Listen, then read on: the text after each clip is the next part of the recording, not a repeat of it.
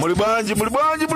MCP mwammanga gangata chifukwa cha ma certificate ndemwe ndipala mulatu ndendalowa ku State House ndapezatu anthu opanda ma certificate ku State House. Mawa ndibwera ndi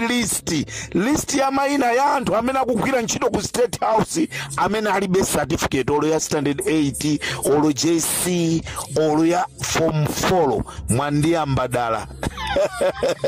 Akuti gangata wamangidwa alibe certificate ya form 4 inu muli ndi ma certificate kumeneko ndema wadu Limpopo FM tikubwera kwa kupereka maina anthu ameneso alibe certificate ku State House komanso ku military. This is Comrade Ntanywa on Limpopo FM tikuti happy birthday achea mulibwanja aginte mulibwa aginte mbewe amene magwira ku military police tikufunanso awa amanga agangatawa apiteso ku military akaone certificate ya aginte mbewe amenewa analowaso ku ame ndi zina la aginte mbewe pamenewo zina lao sa aginte mbewe muyende straight ku military police.